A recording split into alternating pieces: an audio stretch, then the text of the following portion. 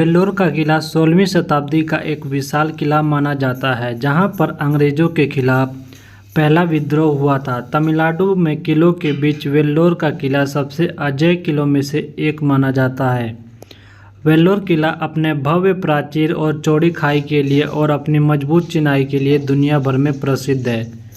तो दोस्तों, वीडियो में आगे बढ़ने से पहले आप लोगों का मेरे चैनल में एक बार फिर से स्वागत है। अगर आप लोग हमारे चैनल पर पहली बार आए हैं तो प्लीज़ हमारे चैनल ब्रिटेक 54 को सब्सक्राइब कीजिए, साथ ही बेल आइकन दबाइए ताकि मेरे आने वाली हर वीडियो का नोटिफिकेशन आप तक बिल्कुल आसानी से पहुंच जाए। चलिए दोस्तों, बिना किसी देरी के हम अपनी वीडियो को शुरू करते हैं।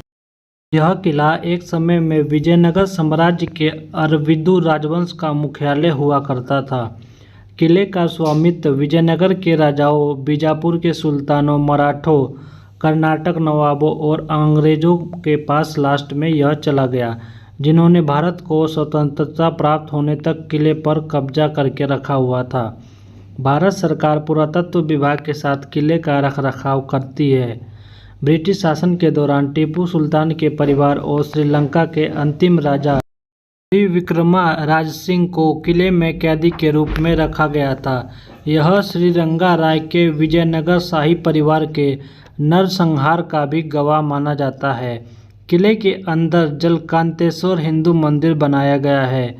ईसाई सेंट जॉन चर्च और एक मुस्लिम मस्जिद भी इस किले के अंदर विराजमान है, जिसमें से जलकांतेश्वर मंदिर अपनी शानदार नक्काशी के लिए दुनिया भर में प्रसिद्ध माना जाता है। 1806 में इस किले में ब्रिटिश शासन के खिलाफ पहला महत्वपूर्ण सैन्य विद्रोह किया गया था।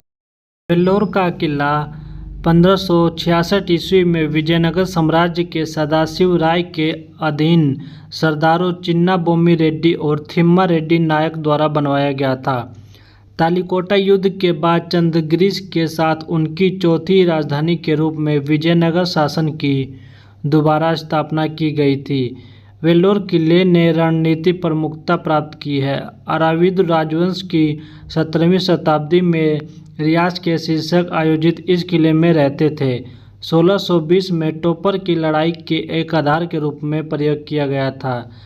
राया परिवार के दो गुटों के बीच राया उपाधि के दावे के लिए यह सबसे बड़ी लड़ाई हुई थी। प्रत्येक गुट में उनके संबंधित अधीन शामिल थे। तंजौर के नायक थेंजीजी और मदुरई अपने हितों के अनुरूप पक्ष लेते थे। रायस ने अपने लंबे समय के प्रतिद्वंदियों बीजापुर सुल्तानों और मदुरई के नायकों और गिंगी के साथ वार्षिक श्रद्धांजलि के गैर प्रेषण को लेकर लंबे समय तक लड़ाई लड़ी थी। 1640 के दशक में श्रीरंगा राय तृतीय के शासनकाल के दौरान किले पर बीजापुर सेना का कुछ समय के लिए कब्जा कर लिया गया था, लेकिन अंत में तंजौर के नायकों की मदद से इसे पुनः प्राप्त कर लिया गया। श्रीरंगा राय के शासनकाल के दौरान शाही परिवार के भीतर एक तख्तापलट हुआ और शासक सम्राट श्रीरंगा राय और उनके शाही परिवार के प्रतिद्वंदी गुटों की हत्या कर दी गई, जिसमें सम्राट के छोटे बेटे रामदेव राय की तस्करी की गई।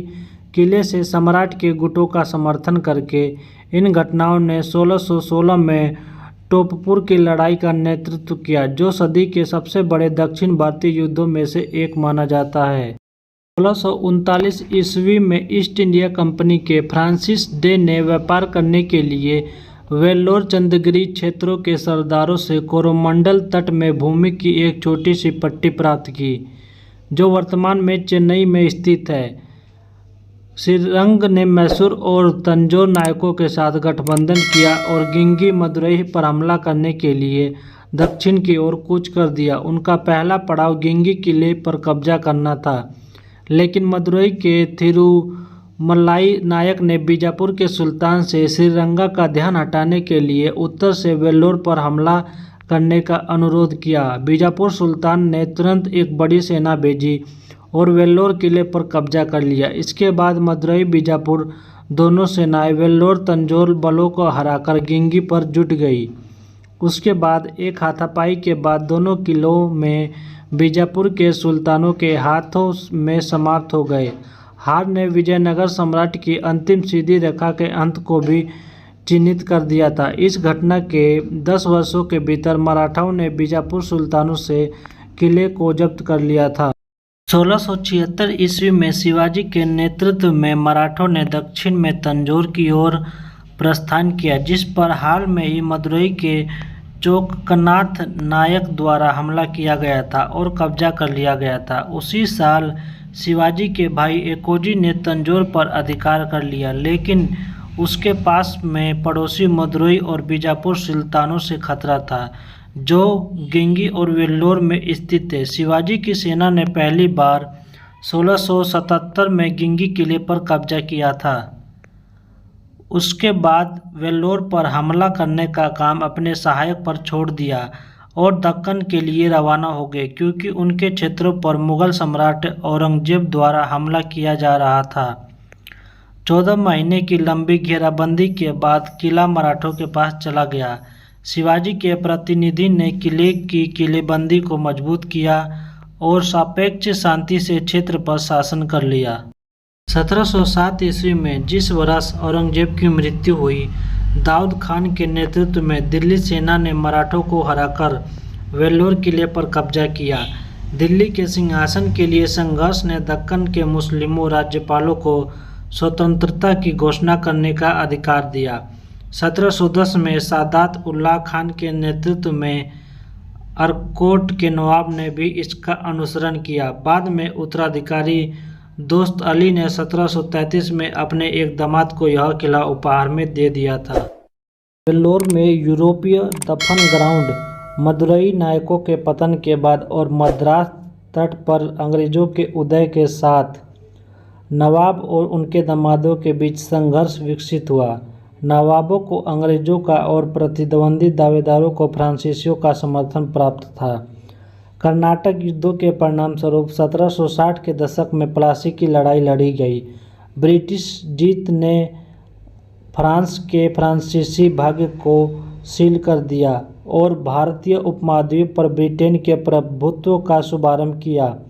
अंग्रेजों के सापेक्ष आसानी से वेल्लोर किले पर कब्जा कर लिया और भारतीय स्वतंत्रता तक किले को एक प्रमुख गैरीसन के रूप में इस्तेमाल किया। 1780 में यह किला घेर लिया गया और हैदर अली के दौरान द्वितीय आंग्ल मैसूर युद्ध, लेकिन घेराबंदी हटाए जाने से पहले 2 साल से अधिक समय तक ब्रिटिश गैरीसन बाहर रहा। टीपू सुल्तान का मकबरा वेल्लोर किला वेल्लोर सिपाही विद्रोह का दृश्य था, जिसे लोकप्रिय रूप में वेल्लोर विद्रोह कहा जाता है। वेल्लोर किले का इस्तेमाल अंग्रेजों द्वारा मद्रास सेना की 2 पैदल सेना रेजिमेंट और एक अंग्रेजी रेजिमेंट की 4 कंपनियों को तैनात करने के लिए किया गया था। मद्रास सेना के ब्रिटिश कमांडर इन चीफ ने मद्रास सिपाहियों को उनकी पगड़ी बदलने के लिए एक नई टोपी निर्धारित की थी। साथ ही दाढ़ी, जाति चिन्हों और गहनों को हटाने का आदेश दिया था। इन उपायों का उद्देश्य केवल परेड में मद्रास के सैनिक की उपस्थिति में सुधार करना था, लेकिन सिपाहियों ने उन्हें अपनी धार्मिक मान्यताओं के साथ एक आक्रामक हस्तक्षेप माना।